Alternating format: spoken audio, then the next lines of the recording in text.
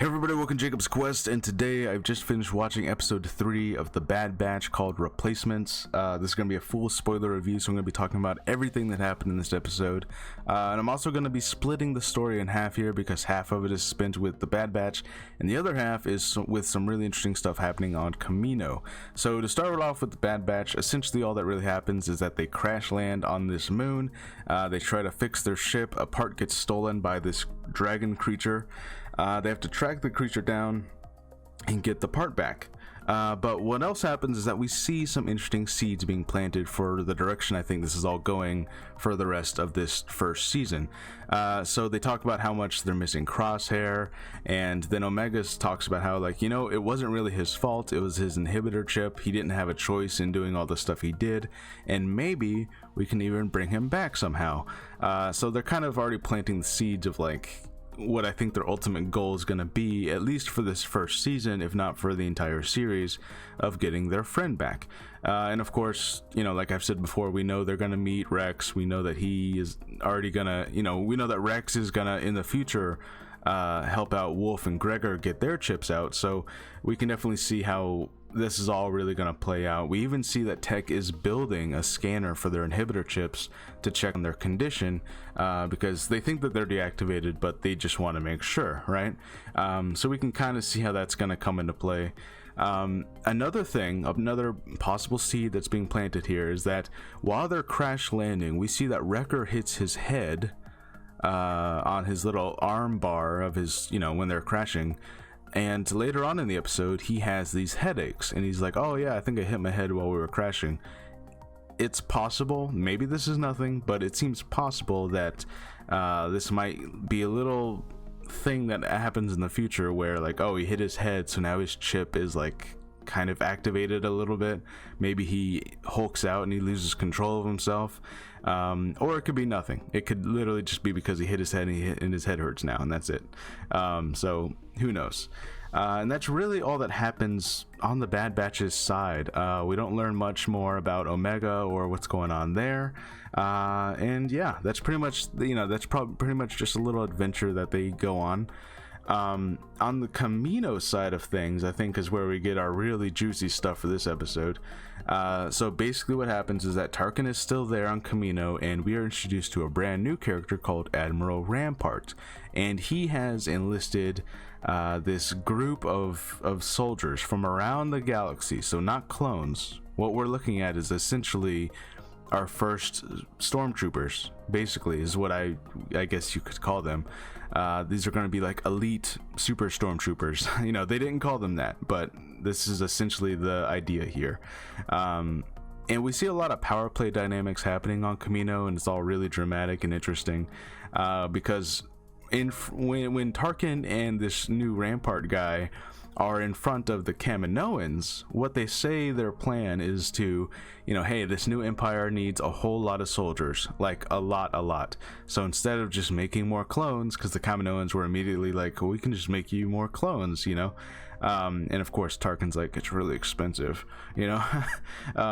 basically their plan is that, hey, we can get recruits to train under the clones, and that way we're like, doubling or even tripling our forces here around the galaxy, and that's what they say that their plan is while they're in front of the Kaminoans. So they're going to have this new squad of essentially stormtroopers working underneath Crosshair, who they're still trying to, like, test out Crosshair and see how efficient and loyal he is. Now we're going to talk about that part in a second, but when the Kaminoans are on their own, this happens later on in the episode, they're like, hey, we need to, these volunteers, these recruitments, they're basically going to make our clones obsolete, because Rampart's whole idea of what he explained, it was like, hey, people who voluntarily join the Empire are going to be even more loyal than clones who are being programmed, which I'm not entirely sure that logic tracks, but that's what he's going with, right? But basically the Kaminoans are worried that their clones are going to be made obsolete, by these recruitments. So their entire thing is to make, you know, to use these experimental clones to make like a superior super clone. And I guess that's really what the Bad Batch was supposed to be, these super clones, this next generation of like, you know, hey, the Empire needs us, look what we made for you, we made these super awesome clones. And then they mentioned they only need one to make more superior clones. So I don't know if this is where Omega really comes into play, if she like holds the DNA to make more super clones, or what the deal is there. It was a little vague, but it definitely seems that the Kaminoans are not, they're not gonna go after the Bad Batch out of like the goodness of their heart or because they care about them, but it's because the Bad Batch are, as they said, property of Kamino, and they're basically just wanting to create more, you know, super soldiers, really. That way the Empire can't just, you know, end their contract with Kamino and they're still proven as useful, because you're like, hey, you know, your stormtroopers can't do this, you know, and they have all these super soldiers, right? And that's basically seems to be the Kaminoans' plan. And of course, meanwhile, Tarkin and Rampart, when they're privately talking, they're like, we're gonna get rid of these clones as soon as possible, you know, like while they're still around, they'll serve a purpose, they'll train our stormtroopers, but our stormtroopers are the future, right? And then we see some interesting things unfold here. So Crosshair is sent on a mission with these, you know, with the essentially stormtroopers, this squad, and we kind of get to meet one of them particularly, and he's really talking, let's be honest, he's just talking a lot of shit, right? He's like, why is this clone even in charge of us? You know, if these clones are so great, then why did they bother recruiting us? Kind of sounds like someone's getting replaced, right? So he's just talking a lot of smack. And what they kind of make you think is that, like, oh, this is going to be like this building rivalry, and Crosshair is going to have to deal with this guy eventually, and it's, you know, it's going to be like this kind of big showdown. So they go back to Onderon, and their mission is to take out Saw Gerrera and his forces, and when they get there, Saw is not there. So they take out all of Saw's people, and all that's left is a group of civilians, you know, people who, you know, they're just like, look, we were just promised a way off this planet. We're not soldiers, we're not rebels, we're not anything, we're just people, right? And so Crosshair is like, oh, well, then you're no use to us, and he's about to shoot him. And then the guy who, you know, has kind of been built up as his rival in this crew, who, you know, he's talking all this smack about clones, this guy is like, what are you doing? You know, we're not an execution squad, we're soldiers. I didn't sign up to, you know, essentially be murderers, like, for no reason, right? And so you're kind of on this guy's side almost now. You know, the table's flipped a little, and then Crosshair's like, you know why they put me in charge? It's because I'm willing to do what needs to be done. And then he just kills this guy in front of the rest of the stormtroopers. And then he's like, finish the mission. And then you hear the rest of the stormtroopers just shoot up these civilians. So this episode took like a really dark turn. It was like, Jesus, man. So Crosshair is like, it's interesting, like this moment happens, and my immediate reaction is that Crosshair is fully gone. He's not there anymore. The inhibitor chip is fully active, and he's just gone now. But they have this little moment, this tiny little moment. They come back from the mission, and they talk about how, like, yeah, Saw Gerrera wasn't there, we finished off everyone else, and they go back to their little bunk, right? Now, this used to be the Bad Batch's bunk. We saw this in the first episode. This used to be their room, and you still see all the markings that the Bad Batch had marked on the wall, the little tally marks and little drawings and whatever else that they had up. But now these stormtroopers, you know, it's their room now, right? It's Crosshair's crew. And you kind of see Crosshair look around at all the different bunks, and he kind of just sits quietly, and the camera sits at him. The camera just kind of stays on him for a minute, and you kind of see how Crosshair, somewhere in there, somewhere underneath all the inhibitor chip, under all the coding and programming, he still misses his friends. You know, the real Crosshair is there somewhere. So even though he's like super dark side now, he just killed these civilians, he's there somewhere underneath.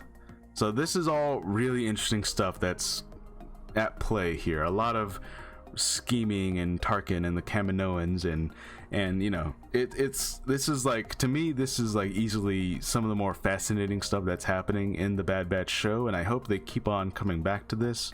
You know, I don't mind going on these adventures with the crew and whatever they're happening over there, just going on these little one-off adventures on a moon, you know, trying to track down this dragon and all that. But the stuff at Kamino, where the Kaminoans are desperately trying to stay relevant, basically, and Tarkin's like, look, these guys, we don't need, you know, we're spending how many millions of dollars making these clones for what? We could literally just recruit people from their planets. They'll be more loyal, they'll, you know, they'll do this and that. And one of the clones, or not, I'm sorry, one of the stormtroopers, I think it's the guy who gets shot, you know, he even talks about how, like, look, with the Empire, I get fed, I get paid, I get a place to live. That's more than the Republic ever did for me. So you just start seeing how, like, you know, you kind of see how normal citizens or normal soldiers from planets would see the appeal of the Empire, and you see how, like, the idea of, you know, hey, maybe the loyalty of someone who, you know, volunteers to get recruited into the Empire is more than a clone who's programmed, you know, because this is a real person who made that choice. So it's an interesting idea. Again, I'm not entirely sure it tracks, because he, you know, at the end of the day, he was not willing to shoot the civilians, and Crosshair was, you know, so it's like, I don't know here. It's, you know, I'm sure that's what Tarkin wanted. Tarkin wanted to see, like, who's willing to actually follow through, and obviously Crosshair was, and that guy was not. So, you know, I really don't know. And that's kind of the interesting thing here, is that, you know, by the end of the episode, Tarkin still seems very much like anti-clone, you know, like, you know, we're gonna use these clones while they're here, but as soon as we can get rid of them, we will. And yet at the same time, he seems very impressed with Crosshair. So I think basically what they're kind of setting the stage for here is that the Kaminoans are going to try to essentially make more Crosshairs and more super soldiers that will actually follow through on orders. And the Bad Batch is gonna have to try and stop them. They're gonna have to try and get their friend back, and it's just gonna be this huge thing. Obviously, we know what ends up happening. We know that, you know, the stormtroopers, you know, they're not clones. They're just people who get recruited. So it's interesting here. We know that the Kaminoans' plan is gonna end up failing somehow. They're not gonna end up getting whatever it is they need, whether it's Omega or the other members of the Bad Batch, to make more super soldiers. And they even talk about how Jango Fett's DNA is degrading. You know, their sample that they had from Jango Fett, it's going away. Now, this kind of brings into the question of, like, could they not just hire another awesome bounty hunter and clone that guy?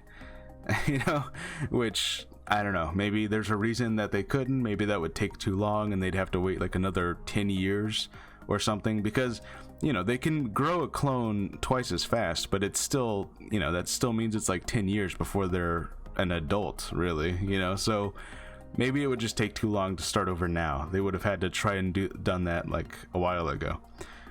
In any case, a lot of really interesting stuff is happening, a lot of power play dynamics, really, really great stuff. I hope we see more of Kamino. I want to see more of, like, this merging from clone to stormtrooper, and we can see Tarkin is kind of like, you know, he was kind of pushing one direction, but maybe Crosshair will kind of make him change his mind, but then Crosshair gets taken away by the Bad Batch, and then he goes full, like, no, we're going stormtroopers, you know, screw the clones, you know. So it's all really interesting stuff.